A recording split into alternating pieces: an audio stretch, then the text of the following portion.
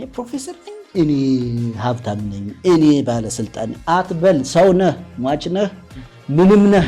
እኔ አሁን አቤና ክብሬ ሙዚቃ ላልደፍር ማሪ ብዬ ተውኩ። ሙዚቃ ለምን ተወጣም ያምራል እንዴ?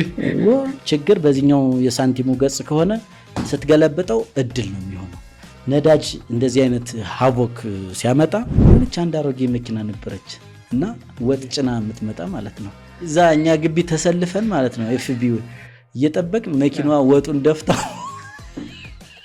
የትምህርት ብሔርተኞች ናቸው ትምህርት የከፋፈሉት እንጂ ትምህርት ዓላማው ግማሽ ሚሞሪያችንን ሴቶች ይዘውት ነበር ከማግባታችን በፊት። እዚህ ሀገር የአርሰናል እብደት ግን አለ እንደሆነ አልገባኝም። አርሰናል ለምን ቤተክርስቲያን አትከፍቱለትም? ቆይ ሃይማኖት ሊሆን ትንሽ ነው የቀረው። እኔ ብዙ ስልጣን ላይ መቆየት አልወድም። አይቻይቸ ካልሆነኝ የእናንተ ስልጣን ብዬ ከህንድ የመጣሁት ኦልሞስት ዜጋ ለሆን ትንሽ ሲቀረኝ ነው። ካላጋባችሁኝ እሞትባቸዋለሁ ብዬ በቃ እጅ ሰጠሁ። ቶታሊ ተማረኩ። በጥሩ ኢንቴንሽን የተጀመሩ ፕሮጀክቶች መጨረሻ ላይ ዲስአፖይንትመንት ይሆናሉ። ለምንድን ነው የሚሆነው ካልክ አቶ መላኩም ፈንታ መምጣት በጣም ባንኩን መንካታችን ከነካ ኤሌክትሪክ እንደነካ ቁጠረው በቃ። በጣም ማዝነውን ደግሞ የኑስ በዚህ አጋጣሚ ልንገርህ፣ በጣም ቢግ ፕሮጀክቶች ሀሳቦች እንጠነስሳለን። ከዛ በኋላ ሙመንት ስንጀምር ጠዋት ከቤቴ ስወጣ እግዚአብሔር ጠብቀኝ ብዬ ነው የምወጣው። ማታም አመሰግናለሁ፣ ጠዋት እንጸልያለሁ። ጋድ መስት ቢ ክሬዚ የሚባል ፊልም አላሉ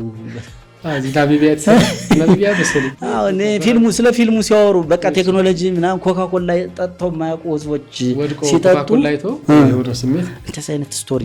ድሮ ምስኪን ስለነበርኩኝ ማንም ጋር እና የና አክሲዮንና ቁቁም እሺ ግፋ በለው ነበር። ያ አይሰራም። በአማራ ባንክ በእኔ ላይ በጓደኞቼ ላይ ኮንስፓየር አድርገው ከቦርድ እንድንወጣ ባንኩ እንደዚህ መስበር እንዲህ ብዙ ነገር ያደረጋችሁ ሰዎች ዋጋችሁን አግኝታችኋል። አሁን you pay the price።